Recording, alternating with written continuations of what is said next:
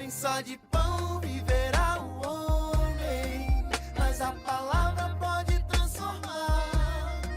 O coração é a terra fértil, tem que regar para germinar. E aí, gente, tudo bem? Prazer estar com vocês aqui, mais um Nem Só de Pão começando, e para tratar de um tema muito especial dentro dessa temática que nós estamos no congresso. Hoje nós vamos falar sobre as bênçãos espirituais, que é o início da carta de Paulo aos Efésios, e para isso eu tenho aqui comigo... Oi, galera, sou a Maju. E aí, galera, prazer revê-los. Caio, muito bom estar com vocês de volta, com meus irmãos na mesa. É um privilégio. Sou Thiago, sou de São José dos Campos, um dos pastores da Igreja da Trindade. Primeira vez aqui com vocês. Linda igreja, né? Fiquei Obrigado. bem feliz de conhecer essa igreja tão bem estruturada. E espero que a gente tenha um tempo aqui de edificação e bom papo. Amém. Amém. Então, para começar, vamos falar sobre as bênçãos espirituais. Uhum.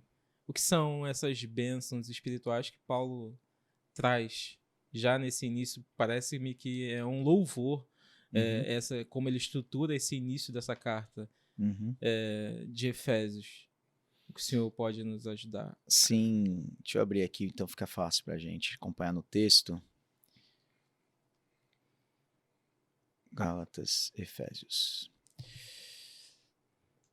Excelente. Então, acho que o que a gente está falando aqui está no verso 3, né? Capítulo 1, verso 3 de Efésios. Bendito seja o Deus e Pai de nosso Senhor Jesus Cristo, que nos abençoou com todas as bênçãos espirituais nas regiões celestiais em Cristo. Acho que a primeira coisa que eu gosto de pensar quando eu estou nesse verso, como você falou aqui é do versículo 3 ao 14, é Paulo escrevendo sem parar, né? Sem pontuação, é um único fôlego.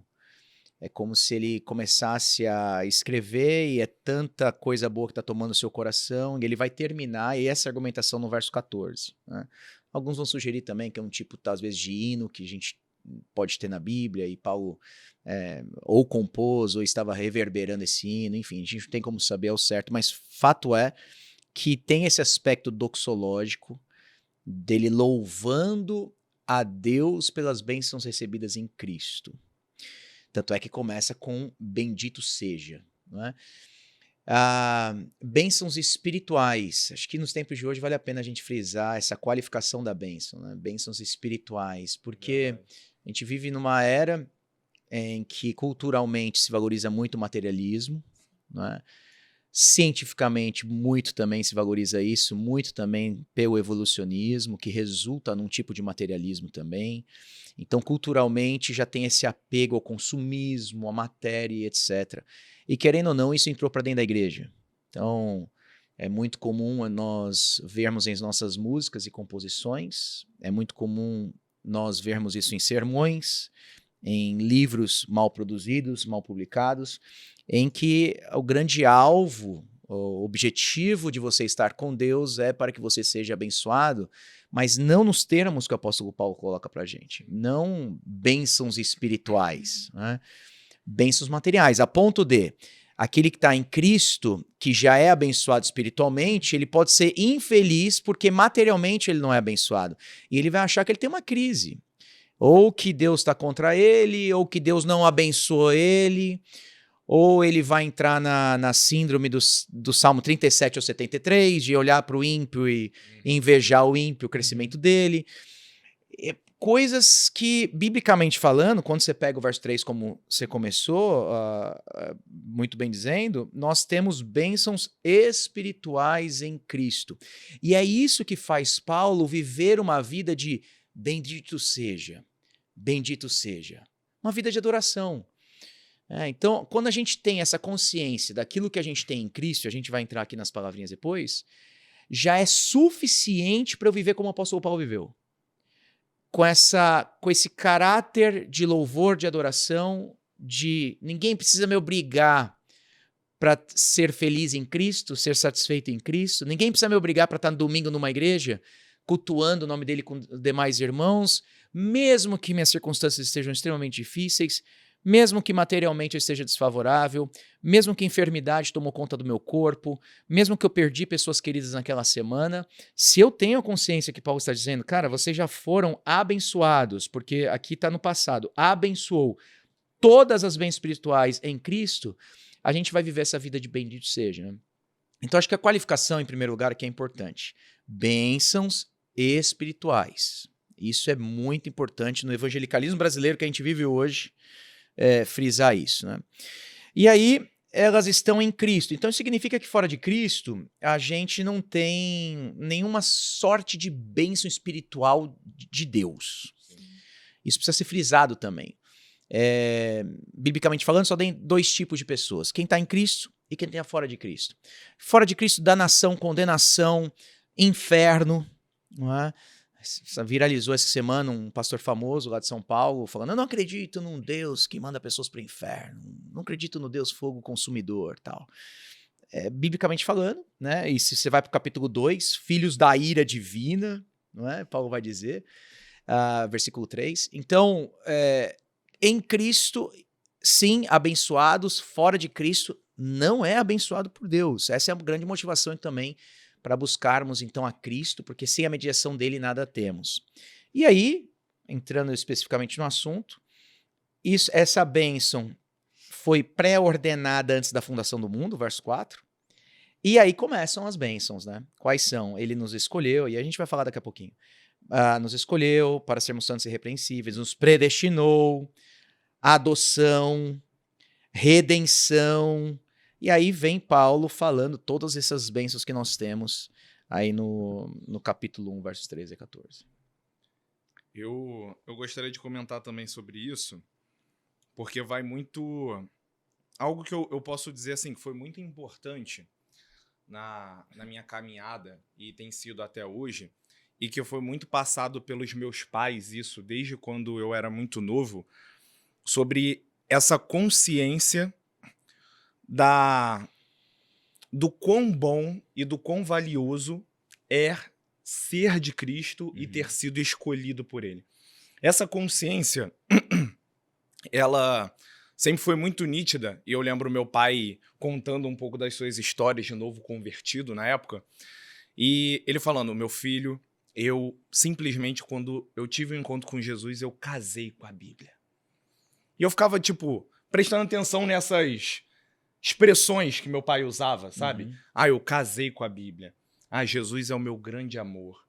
E eu lembro que meu pai ficava assim na janela e ficava assim, ó, te amo, meu Senhor Jesus. E eu lembro que eu era novo e eu ficava olhando aquilo, eu falava, caramba, interessante. Isso foi, de certa forma, criando dentro do meu coração essa consciência do benefício de ter Jesus. E eu digo que, se a gente está falando tanto para pessoas que estão começando a sua fé, como para pessoas que já iniciaram, ou para pessoas que já estão há muito tempo, é muito fácil esse trono ele ser destronado pelas coisas mundanas, como a gente falou. É muito fácil Baal ganhar o espaço no nosso coração e ser esse Deus da provisão, esse Deus da chuva, esse Deus da fertilidade, do solo rico, onde a gente associa justamente essa bênção a essas coisas visíveis.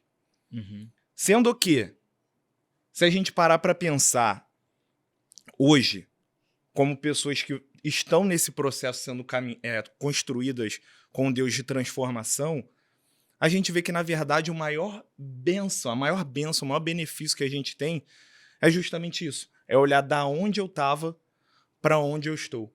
E isso sabendo que foi a graça de Deus que feriu meu coração, que me trouxe uma consciência da minha condição atual e que me atraiu para essa nova condição nele de perceber que não há nada nessa terra que tenha mais valor que ele.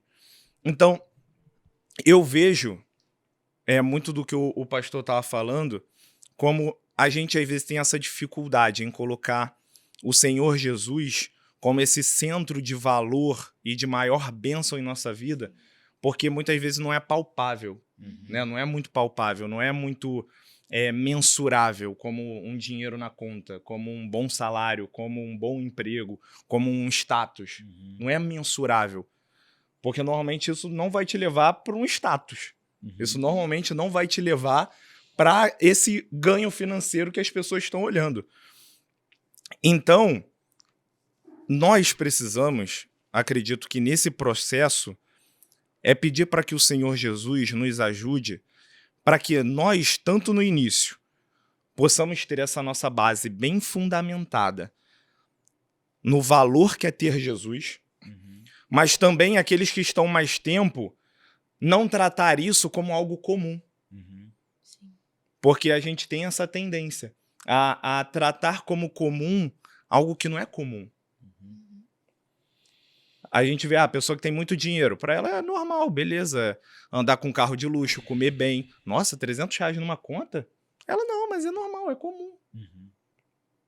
Mas não é tão comum. E ter Cristo não pode ser comum pra gente, sabe? A gente tem que ter a cada dia esse nível de consciência como igreja e como cristãos individuais no nosso dia a dia, sabe? Isso vai nos ajudar, acho que nesse primeiro ponto, assim, de entender essa bênção espiritual em Cristo como o maior bem que nós temos em toda a nossa vida.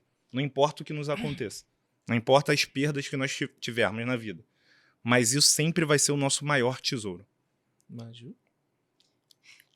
É muito interessante o que o Caio estava falando também. Eu estava pensando que realmente, né, essa questão da consciência, a palavra que você falou para mim foi a chave.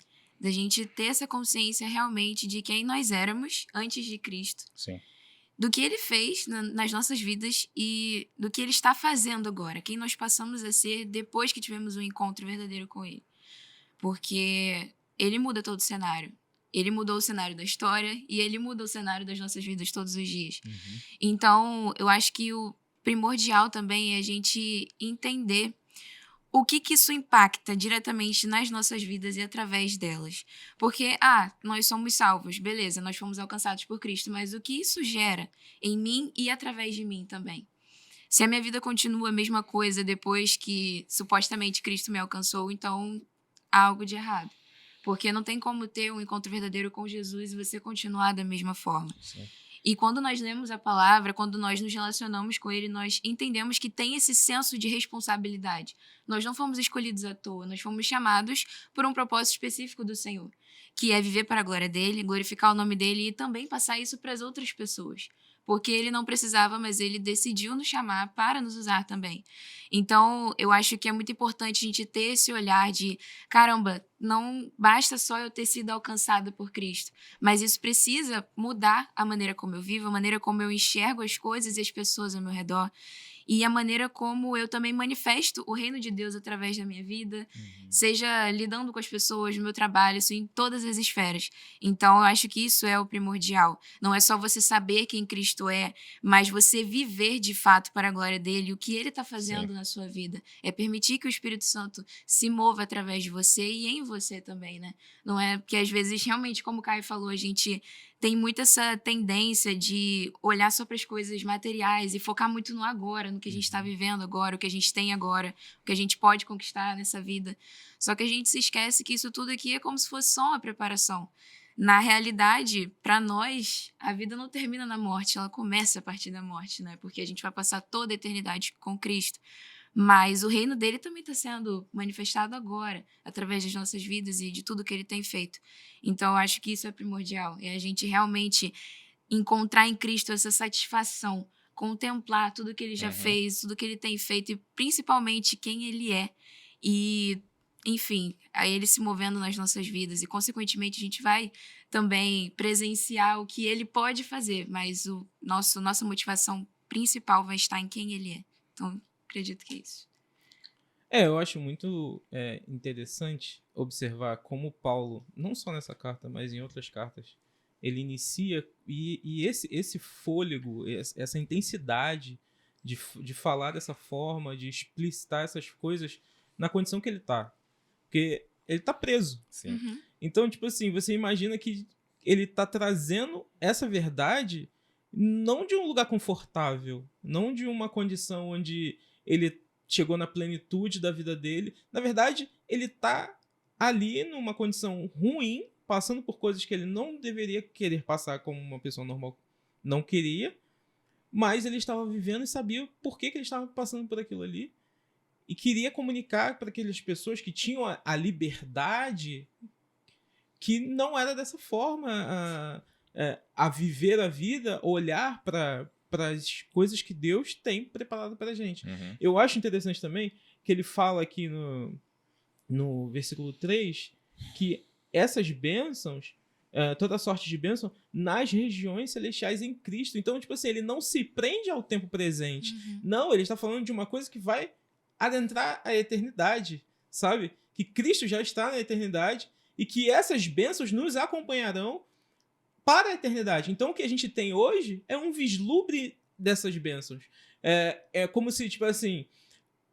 Tanto que ele termina falando que o Espírito Santo é o nosso penhor, né? Uhum. Então, ele fala assim, cara, o que vocês têm aqui é uma gota do que está preparado e eu empenho o Espírito aqui para lhes assegurar que vocês vão receber completamente todas as bênçãos que o Cristo prometeu.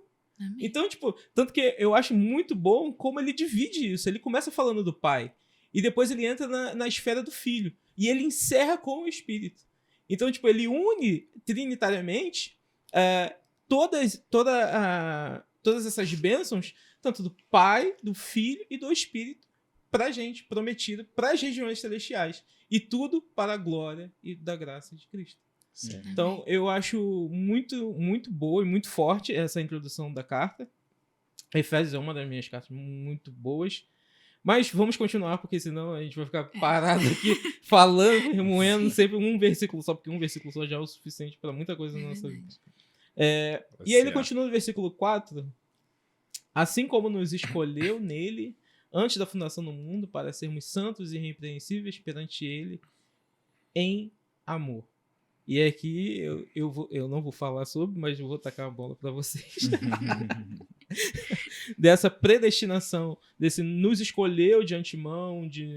Paulo também é um que frisa muito isso em suas cartas, não só aqui em Efésios, mas em outras cartas também, sobre essa escolha de antemão, sabe? De que nós fomos separados, eu acho que é o termo, antes mesmo de nascermos. Seria isso, pastor? Então não era que Paulo era calvinista, né? Ah, Calvino era paulinista. Mas ele era calvo. Calvino era São Paulino. Era calvo, São era? Paulino. Era calvo ou não era? Calvo. Tá, calvo. então tá bom. Vamos falando nesse sentido, então. Mas, assim, a palavra tá aí. Essa é a grande bênção dessa doutrina, Sim. que é a doutrina da predestinação. E a eleição e predestinação são palavras diferentes no grego. Elas pertencem ao mesmo campo semântico. Na teologia, minuciosamente, nós poderíamos fazer uma pequena distinção, tem aqueles que fazem distinção, outros entendem que a gente está falando do mesmo conceito com palavras diferentes. Né? Então, aqui sem entrar muito no mérito de se a eleição é uma coisa e predestinação é outra, tal. Mas acho que quando a gente está falando aqui o português claro, ou no contexto de igreja, a gente está falando, predestinação e eleição é essa ideia de que antes da fundação do mundo, sem que Deus tenha visto qualquer obra sua que fosse favorável à sua escolha, mas é uma escolha soberana dele, antes de você nascer, salvando os piores pecadores, dando a eles a vida eterna. Né? Seria aí talvez um resumo do que a gente crê sobre predestinação.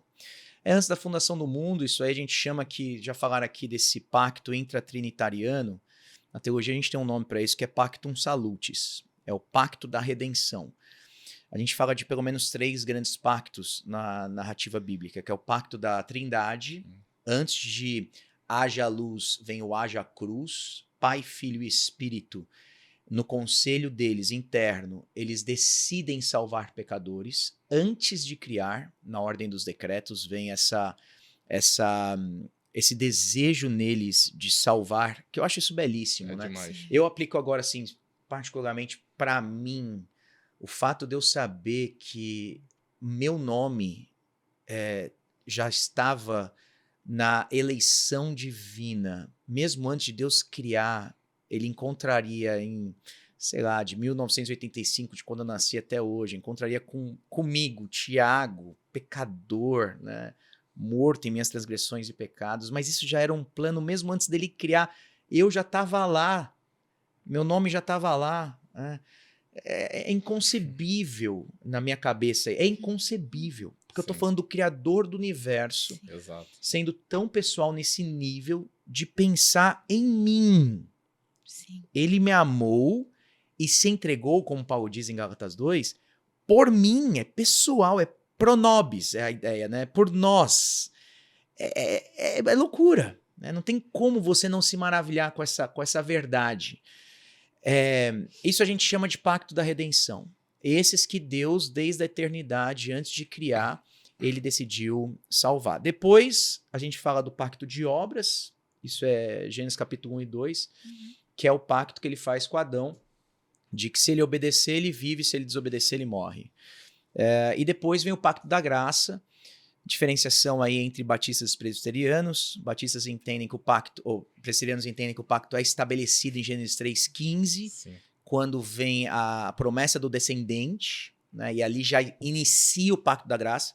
Batistas, reformados, pactuais, vão entender que ali é a promessa do pacto da graça, não o estabelecimento dele, e o cumprimento vem na morte de Cristo, etc. E aí vai ter diferenciação em membresia de igreja, Sim. batismo infantil, toda a teologia é pactual. A gente entra numa discussão às vezes de batismo, mas está por trás uma teologia pactual, né?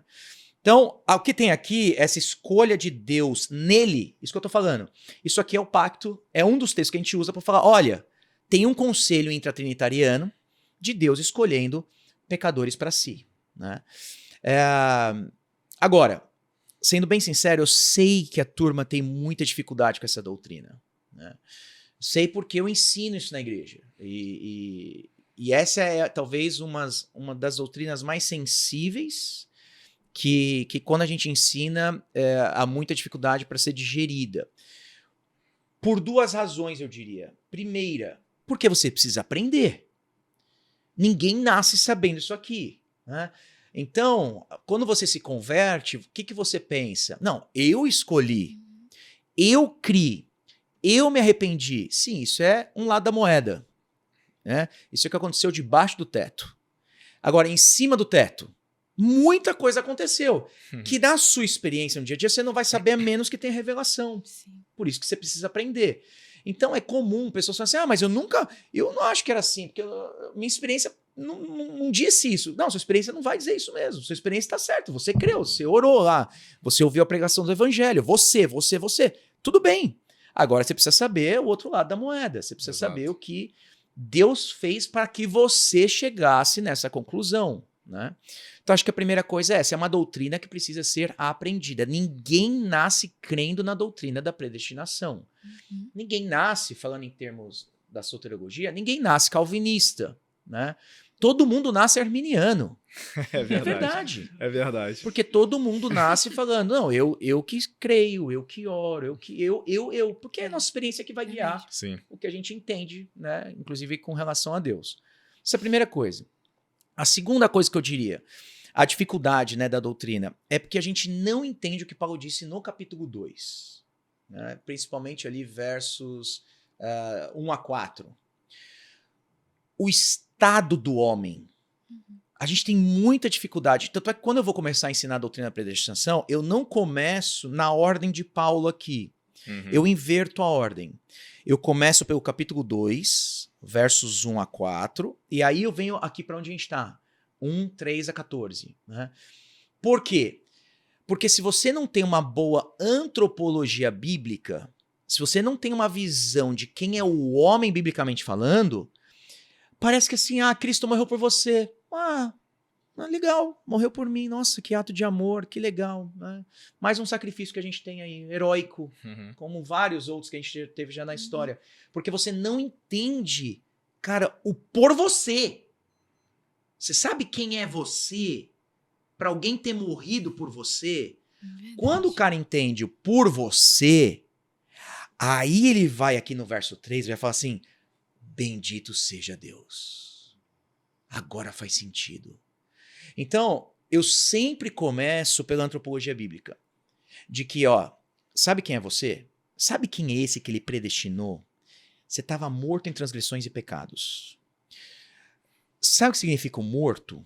Né? Eu faço enterros. Essa é uma parte triste aí que a gente tem que lidar no ministério pastoral. E eu, quando eu era mais pentecostal, brincadeira essa parte, eu estava na Austrália, nunca esqueço, e aí o pastor que estava comigo, eu estava querendo aprender a fazer, até essa situação de ajudar pessoas nesse momento, familiares nesse momento, ele me levou para fazer um velório, né? E aí a família era toda espírita, tá cheio de oferenda em volta do caixão, tudo aquilo. E aí ele falou assim, ficou só eu e ele do lado do caixão, ele falou assim, Ti, vamos botar a mão aqui, cara, e vamos orar para que essa senhora levante aqui. Eu falei, sério? Ah, sério. Eu falei, tá bom, se é isso que faz, vamos embora. Aí, sem a família ver, né? Sem a família ver, a gente botou a mão assim nela, gelada, óbvio, né? Aquela situação terrível, né? Sim. E começamos baixinho, só na nossa, assim, com o lábio, assim, né? Deus, ressuscita ela, Senhor, o Senhor é poderoso, tal. Eu não duvido que Deus é poderoso. Sim. Queria ver o milagre da ressurreição, né? Eu e ele orando. O que aconteceu? Nada. Ela não ressuscitou e continuou no mesmo estado. Isso sempre me vem à mente quando eu estou lendo aqui. Vocês estavam mortos. O que é esse estado de morte, espiritualmente falando? Então, biblicamente tem um monte de gente viva andando, espiritualmente falando, morto. Um morto-vivo. Né? O que é esse estado? Primeiro, a pessoa que está nesse estado, ela não pode por si mesma sair do estado. Então, aquela senhora que estava perante os meus olhos ali, ela poderia sair do caixão por si só? Não. Algum ser humano ao redor dela poderia resolver a situação de tirá-la do caixão e dar vida a ela? Eu estava tentando. O outro pastor estava tentando também. A gente podia chacoalhar ela, falando, fica de pé, vamos lá. Podia gritar para ela. Pessoas estavam fazendo oferendas em volta. Podíamos fazer de tudo que você não tira essa pessoa do estado em que ela está. Quando a Bíblia está falando vocês estavam mortos, é isso que ela está dizendo. A pessoa que está morta não sai do estado e nenhum outro ser humano tira ela desse estado. Esse estado é o pior estado possível que um ser humano pode estar. Sim. Morto em suas transgressões e pecados. Isso significa, então, que um morto não vê, o morto não fala, o morto não sente, o morto não ouve. O morto não teme, o morto não pensa. Quando está falando que vocês estavam mortos, o ser humano fora de Cristo, o estado natural dele, ele não pensa em Deus, ele não ouve Deus, ele não vê Deus, ele não sente. Ele pode falar que sim. Não, ele é insensível espiritualmente falando com relação às coisas de Deus. Olha o estado. Verso 2, o capítulo 2, Paulo vai dizer como vivem os mortos. Nos quais vocês andaram no outro tempo, seguindo o príncipe da potestade do ar que agora atua nos filhos da desobediência. Não é? Isso é o verso 2. Quem que é o príncipe da potestade do ar em Efésios? Lembrando de Efésios capítulo 6. Satanás. Sim. Vocês andaram, ou andam, né? Andaram porque está falando para uma igreja. Né? Quem está fora de Cristo ainda anda. Seguindo o príncipe da potestade do ar. Ou seja, você bate continência nesse estado pro próprio Satanás. Gente, olha a gravidade. A pessoa é serva do diabo. É esses termos que Paulo está colocando. Nos quais andaram, segundo o príncipe da potestade do ar, segundo o curso deste mundo, outro segundo que ele vai usar. Ou seja, o cara não anda somente obedecendo a vontade do próprio diabo, mas ele anda seguindo os padrões do mundo, o curso deste mundo. E quando está falando de curso deste mundo, não é criação má, né? Uhum. A criação é boa, né? Ela está corrompida, mas é os valores do mundo, a moral do mundo. Por isso que, assim, quando você está olhando para o incrédulo, o que eu espero dele? Eu espero dele pecado. Sim. Ele vai seguir o curso do mundo. Eu não tenho que me chocar se eu tenho um irmão, um primo, um parente. Olha como ele vive. Ele vive assim mesmo. Paulo já disse que ele vive assim. Então, segundo o príncipe da potestade do ar, segundo o curso deste mundo, em terceiro lugar ele vai dizer, segundo as inclinações da vossa carne. Se a carne clama ira, imoralidade, raiva, e aí vai seguindo os desejos da carne. Então, a imagem que eu uso é assim, pensa o cara, o desenho animado, né? Tá lá na prisão, 3 bolas de chumbo no pé do prisioneiro. Satanás, o mundo e a carne dele. Esse é o estado do homem morto em suas inclinações pecaminosas, transgressões e pecados. A pergunta, então, que fica é: como você sai dessa?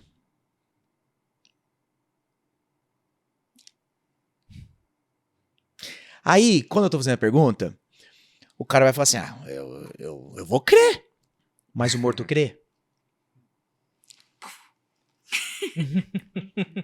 Não, eu tenho que ir pra igreja, o morto vai pra igreja? O morto tem alguma vontade? O morto se arrepende? Não, o morto não faz nada, o morto não sai dessa. Esse é o estado do homem. Essa é a antropologia bíblica. Eu não estou preocupado com a antropologia bíblica da psiquiatria, da psicologia, da sociologia, da filosofia. Não estou preocupado. Eu quero saber a antropologia bíblica. A antropologia bíblica esse é o estado natural de todo homem fora de Cristo. Éramos, por natureza, filhos da ira. Sim. Essa é a sua natureza. Você nasce debaixo da ira de Deus. Ninguém nasce filho de Deus. Você nasce filho da ira de Deus. Eu tenho um casal de gêmeos agora, de 2 anos de idade lá em casa. Sonho. Eu olho para eles com a lente bíblica. Eles são lindos aos meus olhos. Mas quando eu entendo isso, cara, eu tenho que pregar o evangelho tanto para eles desde já, porque eles são filhos da ira. São filhos do Tiago e da Raquel, mas ao mesmo tempo são filhos da ira. Sim. A urgência que dá no coração de um pai e de uma mãe quando entende isso, de orar constantemente pelos seus filhos, pregar o evangelho para eles. Não é porque tá sendo filho de pastor que vai pra igreja, vai... Não. Ele é isso aqui, ó. Ele não vai sentir, ele não vai ouvir, ele tá nesse estado. E volta a pergunta, como é que a gente sai dessa? Verso 4 responde. Mas, quem vem? Deus. Veja que Paulo não diz assim, ó. Mas eu, Paulo, fui para vocês e preguei o evangelho. Paulo se esquece na equação. Ele sabe que ele é incapaz de lidar com o morto. Paulo não diz, mas vocês um dia creram. Não. Tem algo que antecede isso. Algo precisa acontecer para mudar o estado do morto. Aí vem, mas Deus, sendo rico em misericórdia, verso 4. Ou seja, ele não tem só misericórdia. Ele tem riqueza de misericórdia, tem estoque. Abundância. Por isso que transborda no morto. Pelo grande amor com que nos amou. Não é só amor, cara. É grande amor com que nos amou. Deu-nos vida juntamente com Cristo quando vós estavam mortos em seus pecados. E ele vai concluir com o verso, pois pela graça vocês são salvos. Deus somente pode mudar o estado do homem. Então, o exemplo que eu dou. Entra 2 mortos na Igreja da Trindade, onde eu faço parte, para ouvir o sermão. Aí, no final do sermão, um olha e fala assim, sim, eu creio. A pergunta que fica é, o que aconteceu naquele momento? Por que um morto pode, no final do sermão, falar assim, eu creio, é isso aí, é verdade. Nossa, faz sentido para mim. E o outro não. Não é porque um morto saiu do caixão. É porque, mas Deus, como Jesus um dia olhou para Lázaro que estava dentro do túmulo, da tumba, falou, Lázaro, vem para fora. A palavra do Criador cria vida, entra no coração do morto, dá a vida para ele, e como Lázaro responde? Ele não toma iniciativa. Como que ele responde? Obedecendo a ordem do Senhor, saindo para fora do túmulo. Então, quando nós estávamos na igreja e nós falamos, eu creio, sim, é verdade, isso não foi iniciativa sua. Isso foi uma resposta, porque você estava fedendo 4 dias dentro do túmulo, atado, com aquela mirra pesando chumbo, que era a ideia da época, não é? E agora você tem, pela palavra poderosa de Deus operando na sua vida, vida veio ao seu coração, deu-nos vida juntamente com Cristo, vida para Tiago. Aí Tiago abre o olho agora e fala, eu creio. E aí agora você crê. Aí faz sentido, depois que você entende isso, você vai para o verso 3 do capítulo 1, que agora faz sentido Paulo virar e falar assim, ó, bendito seja. Bendito seja. Eu fui ricamente abençoado. Mas por quê? Porque ele tem uma antropologia bíblica por trás. Enquanto a gente não tem a consciência de quem nós éramos fora de Cristo, não faz sentido eu saber quem eu sou agora em Cristo. Porque é o que a gente está falando aqui. O coração não queima. Uhum. O evangelho parece que é assim, que história bonita, que legal. Cara, você não entendeu. Agora pensa, toda vez que a gente está cantando, né, lá na igreja, aqui também, vocês vão cantar bastante essa obra da cruz. Isso não emociona você? Você não precisa do barulho da banda. Você não precisa de luz, você não precisa de arrepio. Eu preciso daquela letra falando, Cristo morreu por mim que fedia pecado. Eu só tinha cheiro ruim e pecado para entregar a ele. E ele me deu sua vida e mudou minha vida. Pronto, aí eu vou viver a vida de bendito seja. Crer nisso dá uma segurança. Dá uma segurança na sua fé. Crer nessa verdade. E assim, quando eu penso sobre a obra da cruz, e eu vejo essa segurança que Cristo nos dá através do seu sacrifício, falo, Jesus. Isso, além da gente ter citado, né, óbvio, ter a consciência, mas isso também nos dá um senso de responsabilidade, de não viver levianamente. Sim. E poder, por mais que de forma muito inferior, corresponder a esse chamado que ele fez pra gente antes do haja luz. Fala, caramba, agora, tendo consciência disso, que Deus feriu meu coração, eu vou entregar a minha vida a ele e tudo relacionado ao meu viver vai ser pautado para ele. Porque olha isso, olha que tamanha graça. É um senso de gratidão, de querer retribuir aquilo que você não merecia, gigantesco. E aí acaba que a nossa vida ela começa a ganhar um senso de intencionalidade. Sim. Passa daquele sentido de fazer só por fazer, eu vou fazer só para servir. Óbvio, nós somos chamados a servir. Mas não é só sobre o ato, simplesmente. É sobre o que está por trás, é sobre esse coração ferido, esse coração que teve um encontro com o Criador. Falar, eu preciso corresponder em todas as áreas da minha vida essa verdade. Sabendo que, óbvio, somos pecadores, vamos tropeçar. E isso é um pouco do que a gente estava conversando no início aqui, antes de começar o podcast, com relação à conversão, que é um processo diário. Mas crer nisso dá uma segurança, porque não é só sobre a teologia do não.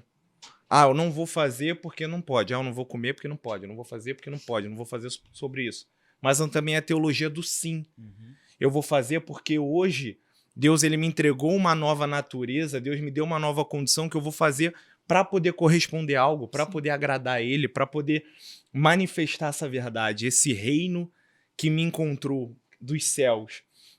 Então, crer nisso é fundamental. E enquanto o pastor estava falando, eu falei, acho que já podemos desligar as câmeras, as luzes. Tchau, pessoal. Um abraço. Porque derretendo já com tanta informação. a mente, o coração fica assim, estarrecido por ouvir a palavra de Deus. É um fenômeno. É um fenômeno. Te falar, é um privilégio. Vocês conseguem imaginar como é que vai ser no céu, né? Jesus. Não, porque é verdade. Jesus, Cristo é tipo da coisa que quanto mais você divide, mais você ganha. Jesus amado. Qual que é a ideia? Quanto mais a gente fala dele, compartilha dele, mais ele se torna maior pra gente. Eu fico vendo, eu tava vendo vocês falando aqui de como a vida com Cristo muda a gente, como Cristo tem que ser fonte de satisfação. E a vontade é essa mesmo, é da gente parar e glorificar ele. Só que nós estamos aqui só em 4. Né? E imagina a experiência da eternidade quando você vai ter milhares e milhares e milhares de pessoas olhando para ele, glorificando a ele, e o ato de dividirmos Cristo no céu faz com que ele se torne cada vez maior. Por isso que o salmista vai dizer, a grandeza dele não tem limites. Ou Paulo, né, aqui em Efésios 3:8, as insondáveis riquezas de Cristo. Cara, por toda a eternidade vai ser insondável. Isso que a gente está experimentando aqui não tem fim. É verdade. A gente vai... Vem a ideia lá de Isaías 6, do porquê que os serafins ficam, né? Não é só um falando santo. É um falando santo, aí o outro fala santo, o outro fala santo, santo, santo, santo. Né? Por quê? Porque quanto mais a gente fala santo, mais ele é santo. Não é que ele se torna, ele já é. Mas parece que quando um fala, o outro fala, o outro fala, o outro fala, e a gente fica repetindo isso, torna uma proporção tão grande a coisa, né? Ele se torna mais admirável. É isso que a gente está experimentando aqui. Sim. Vai falando do evangelho, vai falando de Cristo, ele vai se tornando cada vez maior pra gente, né? Nosso amor aumenta. Acho que isso que é importante, então, a gente pensar sempre a vida da igreja local. Né? Você quer conhecer, o Caio estava falando de que o evangelho tem que tocar nosso coração, não pode ser uma coisa automática. Acho que a vida da igreja está muito ligada a isso. Sim. Porque você precisa ouvir outras pessoas falando do mesmo Cristo que você ama constantemente para você. Sim. Porque parece que esse negócio renova a gente. Quanto mais a gente compartilha, maior ele se torna. Né? E acho que essa experiência comunitária que vai mexendo com o nosso coração. Fora da experiência da igreja local, eu acho que o evangelho tende a entrar na mesmice, Cristo se torna pequenininho, né? Mas quando eu entro na igreja, mesmo sem querer, vencendo a minha preguiça social, aí o pessoal tá cantando aquelas velhas verdades, eu falo, nossa, é isso mesmo, cara. Alguém vem orar, alguém orar lá, tá orando, lembrando da obra de Cristo na oração, eu falo, cara, é isso, você sai renovado nessa experiência. Acho que é um jeito prático, Caio, da gente não deixar cair na mesmice, essa história não ficar no campo das ideias, né, e descer pro coração. Faz sentido. Até esqueci o que eu ia falar. mas assim, agora eu vou trazer uma outra camada dessa questão da predestinação, que é interessante a gente falar também, mesmo a gente tendo isso gritando no nosso coração, tendo essa visualização de como é belo ver como Deus nos chamou e nos colocou no seu seio, nos adotou como filhos. Mas que muitas das pessoas, às vezes, caem por não compreender, de fato, o que é essa predestinação, que é a eleição. Então vou viver da forma que eu quero, né? É isso e não só isso, mas o orgulho, e acaba caindo num fatalismo, de falar assim, eu já sou eleito, sabe? Tipo assim, e não dá o valor. Eles se colocam numa posição de orgulho tão grande, de tanta superioridade ao outro, que às vezes falam assim, cara, Deus já me salvou, eu já sou salvo, e uma vez salvo, eu salvo para sempre, e eu posso fazer da forma que eu quiser fazer e tudo mais. Que eu acho que da mesma forma que é um perigo para a igreja de forma geral, muitas das pessoas às vezes não querem compreender, não querem adentrar nesses temas meio polêmico por causa disso. Por ter sempre pessoas cercando ela, que é essa pessoa. E aí acho que é até por isso que entra também na questão de letra mata e tudo mais, porque começa a querer se afastar de teologia, porque acha que isso pode tornar a pessoa dessa forma, orgulhosa por uma coisa que Deus fez de graça, e às vezes a pessoa que tá falando ali com toda essa pompa nem de fato foi chamada, tá se orgulhando de uma coisa que ela nem tem compreensão, de que o Espírito nem tirou as escamas dos olhos dela ainda. De novo, eu volto na ideia de a pessoa ter uma antropologia bíblica, porque não tem como você ser orgulhoso depois que a gente falou de Efésios 2, não tem como. Se você só fede pecado, se você estava morto, se você não tem mérito nenhum, cara, se o orgulho acabou aí. Então assim, se a pessoa, de novo, eu volto nisso, se a pessoa não começa pela base, que para mim a base, para você construir uma teologia da salvação, é sempre antropologia, eu acho que ela vai cair nesses termos. Segunda coisa que eu diria é que é antitextual. Sim. Porque o verso 4 está dizendo, antes da fundação do mundo, Deus nos escolheu nele para sermos santos e Exatamente. irrepreensíveis. O propósito da predestinação é a santificação. O cara estava falando aqui de como viver uma vida nova agora. É porque isso vai comprovar se você foi predestinado. O que comprova que você foi predestinado? Se você é santo e irrepreensível. Se você tem amor pela santidade. É isso que vai comprovar que você de fato foi eleito. Se o cara fala assim, agora eu sou eleito, vou ver como eu quero. Não, você não foi eleito. Simples. Você tá falando da boca pra fora, mas você não foi, cara. Você não tem amor por Deus, amor pela palavra dele, pela santidade e tal, detestar o pecado, a prova é que você ainda não foi predestinado. Ainda não. Na sua história. Isso é perigoso. Na sua história, na sua história você não experimentou essa verdade, né? Mas a salvação, a santificação, ela é resultado da predestinação. Então, Sim. a nossa vida automaticamente vai ser nova se nós, de fato, fomos eleitos e predestinados, né, por Deus. Né? E tem até um texto que o Paulo fala em Colossenses que dá justamente sentido de continuidade, né? Colossenses 2,6. Sendo assim, da mesma forma como recebestes a Cristo Jesus o Senhor, também andai nele. Então é tanto quanto o receber, o reconhecer, sabendo que ele, antes de tudo, nos predestinou nele, mas agora também tem o prático, o andar nele. E Paulo, ele vai justamente nessa sessão falar sobre várias coisas que diz respeito justamente sobre isso. Sobre uma vida santa, sobre uma vida prática que corresponde a essa verdade eterna que Deus te entregou. Então... É o mesmo sentido que ele dá também em Gálatas. Isso. Exato. Isso. A gente tá avançando no tempo, então eu vou dar um salto aqui para falar sobre esse selo do Espírito e penhor do Espírito que vocês podem trazer. Verso 13 e 14, né? Nele também vocês, depois que ouviram a palavra da verdade, o evangelho da salvação, tendo nele crido, receberam o selo do Espírito Santo da promessa. O Espírito é o penhor da nossa herança até o resgate da sua propriedade em louvor da sua glória. Acho que você muito bem disse que o selo é essa garantia, né? Um tipo de prelúdio que a gente tem de uma bênção maior. Essa é a segurança, é uma corrente inquebrantável, portanto, de que aqueles que Deus de fato predestinou chegarão à glorificação. Aí você perguntar, mas cadê a prova disso? A prova disso, né, em termos bem didáticos assim, é a dádiva do Espírito no nosso coração.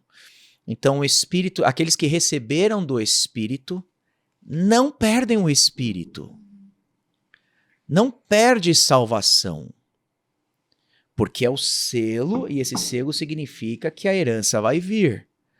Então, essa ideia que a gente tem, às vezes, de perder salvação é totalmente contra a ideia aqui do texto de Paulo, porque a dádiva do Espírito é exatamente isso. Sim. Não tem como, recebi o Espírito, agora o Espírito não está mais em mim, perdi o Espírito. Ora tem o Espírito, ora não tem. Não, é o selo de uma garantia, né? de algo que tem valor. É um cheque assinado e o dinheiro está lá na conta. Vai cair esse dinheiro. Esse dinheiro vai ser resgatado. Né? Então, acho que isso é uma grande segurança que a gente tem. Acho que uma das grandes evidências que a gente tem o Espírito é o quanto a gente admira o Filho. Sim. Porque o papel do Espírito é glorificar o Filho. Né? Então, acho que em termos existenciais, assim, como é que eu sei que eu tenho um Espírito, né? Acho que é isso. Se você consegue hoje olhar para o Filho e ver nele o Deus glorificado. Isso já é obra do Espírito no seu coração. Porque Jesus orou assim, ele me glorificará. Jesus orientou seus discípulos assim, né? Em João.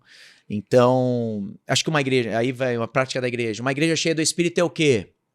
É uma igreja cristocêntrica. Sim. Simples. É uma igreja que canta Cristo, prega Cristo, ora Cristo, tarará. Por quê? Porque ele me glorificará. Não é uma igreja, então, que faz barulho, não é uma igreja que tem esse sinal ou mais visível de um dom aqui ou dom ali. Não. Isso tudo existe. mas a prova final é cristocêntrico, né? O Espírito é isso. Sim. Então, acho que esse é o tipo de garantia que a gente tem aí de esperar que a nossa segurança eterna ela tá garantida. Acho que uma segunda evidência existencial que eu falaria é como é que eu sei se eu tenho Espírito? Você ora pedindo perdão pelos seus pecados? Ah, eu oro. Então, Jesus disse, ó, ele convencerá do pecado, da justiça e do juízo.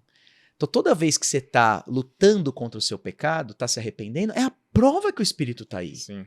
Ou Romanos 8,13, façam morrer os atos mortais do corpo de vocês pelo Espírito. Toda vez que você está lutando contra os atos mortais do corpo de vocês, né, pelo Espírito, é a prova que você está aí. A prova que você tem um Espírito é que você guerreia contra o seu pecado. Quem não tem um Espírito que é santo é indiferente ao pecado. Né? Então, tendo essas evidências, que a gente poderia falar de outras, mas essas evidências, acho que já são suficientes para falar assim, nossa, eu tenho um Espírito. E tendo o Espírito, você é filho de Deus, você foi predestinado, você foi adotado, a obra de Cristo é verdade na sua vida, e você tem uma belíssima herança te esperando aí por toda a eternidade. Manjo. Não, eu acho que eu não tenho nada a acrescentar, gente. Eu tô Tá assim. contemplativo demais. Eu tô assim. Amém. Tô dando uma aula agora. Nossa, glória a Deus. Realmente. Nossa, gente, eu não tenho nada a acrescentar, não. Tá bom. É isso, galera. Caio. Um dos muitos ensinamentos dos meus pais, né? Me lembra muito também um texto também de Colossenses, que diz assim, Colossenses 3, versículo 2, pensai nos objetivos do alto e não nas coisas terrenas, pois morrestes e a vossa vida está escondida com Cristo em Deus.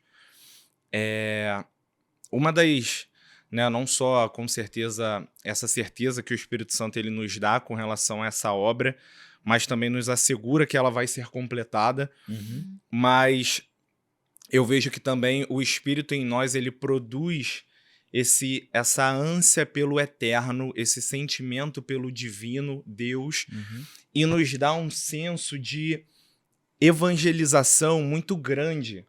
Por quê? Eu lembro que meu pai me falava muito assim, Caio, quem é salvo, quer salvar. Ele sempre falava isso pra mim, quem é salvo, quer salvar. E eu sempre ficava com isso na mente, quando eu tava nos ambientes. Caramba, quem é salvo, quer salvar. Quem é salvo, quer salvar. Então, se essa verdade ela tá dentro de mim, eu tenho essa confiança, eu vejo essa obra salvífica do Senhor, eu tenho que, com todo o meu coração, desejar com que as pessoas ao meu redor também tenham esse encontro. Sim. Por mais que estejamos falando de predestinação, mas nada disso muda o fato da evangelização. Então, nós devemos semear. O bom semeador saiu para poder semear. Ele semeou. Então, esse deve ser o nosso trabalho. Eu creio que o Espírito Santo, ele nos dá tanto esse desejo por Deus, pelo céu, que eu tenho que olhar para as pessoas ao meu redor e falar, eu preciso compartilhar essa verdade. Isso precisa ser parte do meu dia, onde quer que eu esteja. Essa verdade tem que ser vista no meu casamento, assim como Paulo fala, né, para os irmãos de 2 Coríntios. Não, vocês são a minha carta de recomendação. Eu não preciso de carta. Ou seja, o evangelho que Paulo pregou, Jesus Cristo, criou neles o quê? Uma marca. Então, eles ali eram a prova do ministério de Paulo. Agora, olhando para nós, o Espírito Santo em nós, isso deve reverberar para as pessoas que estão ao nosso redor. Sim. Será que a minha esposa é uma carta da vida que o Espírito Santo vem fazendo em conjunto com o Caio no dia a dia? Será que os meus pais também são uma carta? Será que as pessoas que estão ao meu redor e ao nosso redor? E nós devemos nos empenhar, então, nesse caminho, não só a desejar o evangelho, mas a ser esses compartilhadores. A escrever cartas no coração das pessoas. Porque isso também é uma evidência dessa obra salvífica no nosso coração. Porque é só Deus que pode fazer com que algo possa germinar. Sim. É só Ele. Então, se isso também acontece, isso é uma prova do Espírito Santo em nós, nos assegurando daquilo que Ele nos entregou.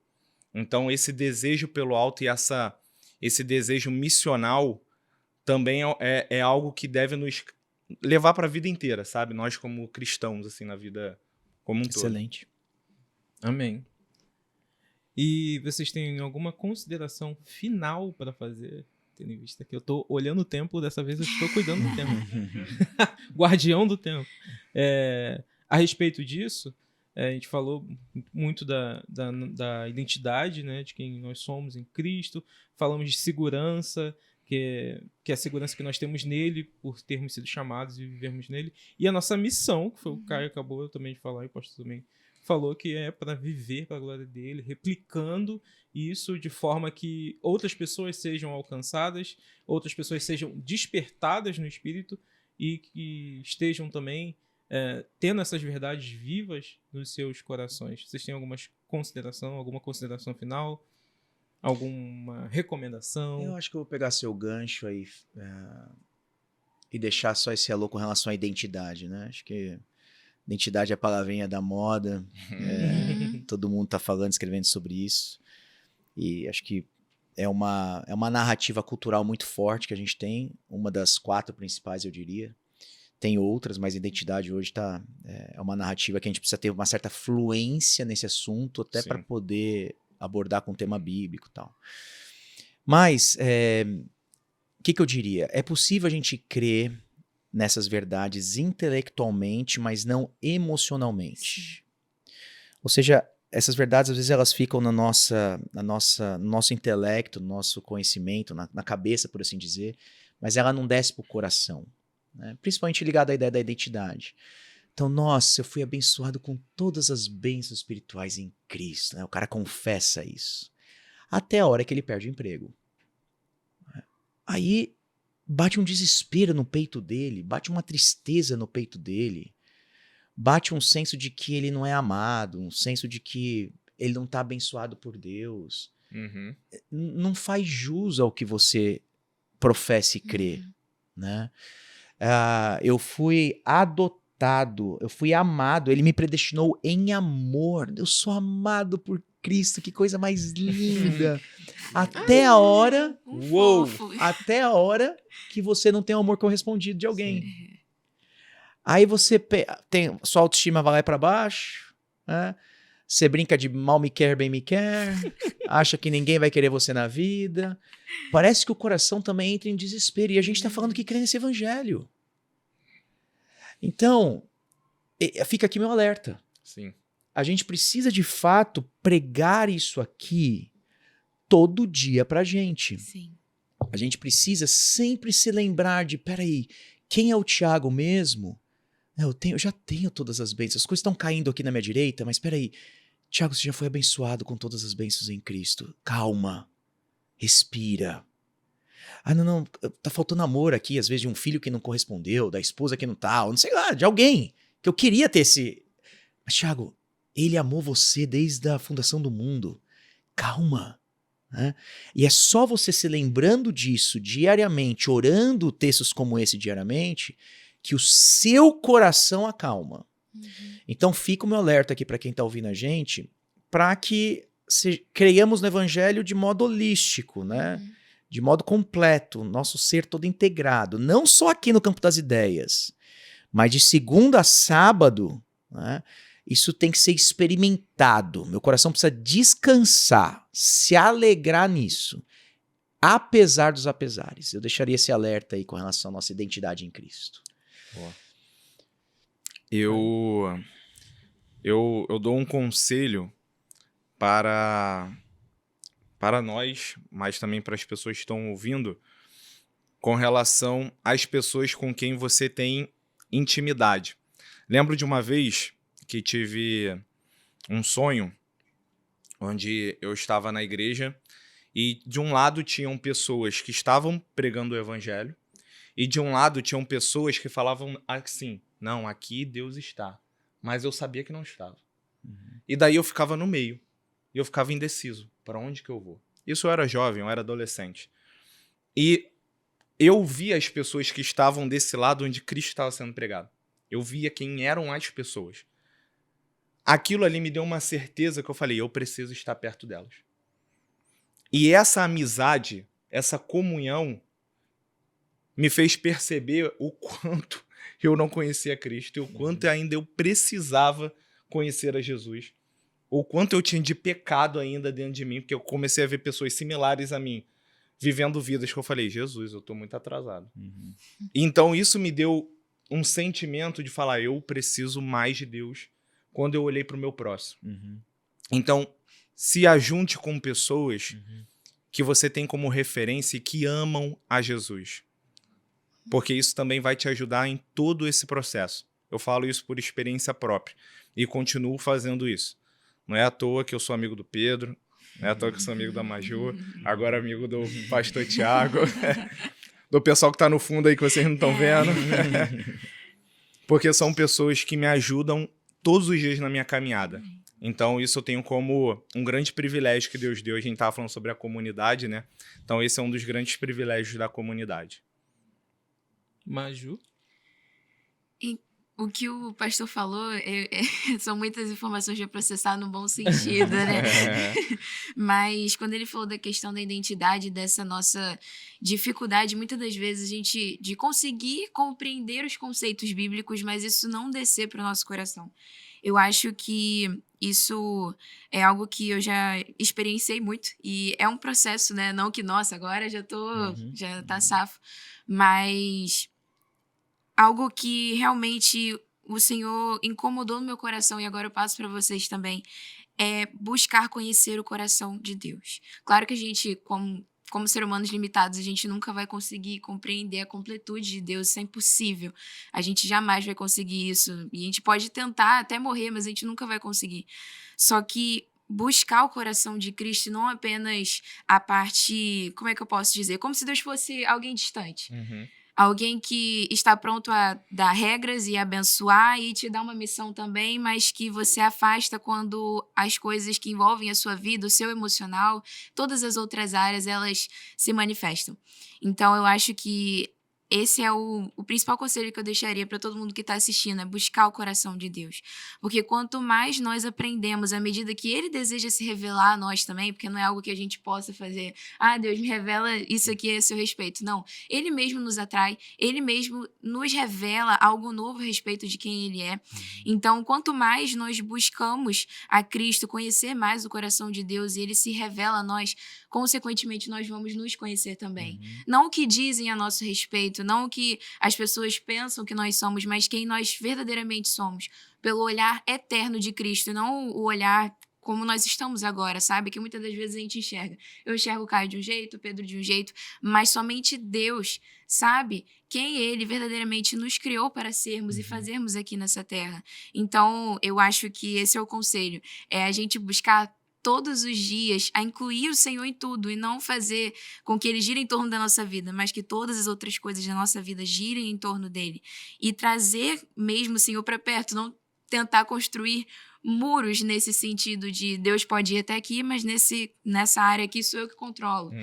E tentar realmente lutar todos os dias contra a nossa própria carne. Não para que Cristo se aproxime mais da gente, mas para que a gente também, sabe, queira trazê-lo para perto, não apenas ficar na questão do orgulho, de, eu sou autossuficiente, Deus pode chegar até esse lado aqui. Não, a gente às vezes tende a achar que Deus é limitado, né, colocar Deus na caixinha. E não é assim, Deus é um Deus de relacionamento. Desde o início, Ele se revelou a nós assim. Então, é essa questão, a gente buscar ter um relacionamento verdadeiro com o Senhor. E não apenas ir atrás dEle por causa das bênçãos, mas sabendo que as bênçãos irão nos acompanhar à medida que nós buscamos mais e mais e conhecemos mais e mais dEle. Eu não tenho nem o que falar. E a Maju ficou quieta quase o episódio inteiro e do nada fez um compêndio aqui do negócio. Tudo certo, tudo certo. Mas, como de costume, deixo aqui a recomendação literária para esse episódio, que é um livro da cultura cristã, Carta aos Efésios, bem explicadinha, do Stuart Olliott. Eu não sei se vai pegar bem na câmera, mas eu não tô com a versão impressa aqui. E é um livro muito bom, segundo recomendações, porque eu ainda não tive a oportunidade de lê-lo, mas aproveitem as ofertas aí, porque Aí, Já surgiu ali, ó. a Surgiu produção é evidenciando. rápida. A produção é rápida. Surgiu uma produção. É. Está aqui a versão impressa, mas foi muito bem recomendado. Eu espero ler também, assim que for possível. Inclusive, eu acho que vai ser esse aqui que está em minhas mãos. Que eu já estou pedindo emprestado antes do tempo. Mas aproveite as promoções que você vê aí pela internet. Acho que a Cultura Cristã está fazendo um belo trabalho, colocando valores acessíveis a obras muito boas. E essa não é só uma... Essa é uma dessas obras. Outro livro também que eu recomendo, que não está aqui, eu não tenho nem foto dele aqui, é o Panorama do Novo Testamento, do Augusto Nicodemos. Ele é bem pequenininho, ele traz resumos bem sucintos, mas muito completos, para você que está começando na fé, para você que está adentrando a um estudo bíblico mais aprofundado. Eu acredito que é um panorama muito bom e muito proveitoso. Se você é membro da nossa igreja, já se prepare, porque no ano que vem nós vamos abrir turmas para o CIAB. E o CIAB é um curso de panorama completo da Bíblia, onde nós estudamos livro a livro cada mês por 2 anos. Então eu recomendo o empenho. Quem sabe você não está na sala de aula comigo. Mas... Só tem professor bom, hein? ou com algum desses irmãos. Mas eu acho que é isso. Foi um ótimo episódio. Estou muito agradecido pelo pastor Thiago ter Prazer é disponibilizado esse tempo para Prazer é estar meu. conosco, para falar sobre esse tema. E se você curtiu, dá o like, comenta, compartilha, faz todas essas parangolês que tem aí novo, de react, de todas essas paradas novas. E não esqueça de compartilhar as boas novas de Cristo para todos aqueles que você conhece. Quem sabe você não seja uma ferramenta muito proveitosa como é para Deus em Cristo Jesus. É isso. Tchau.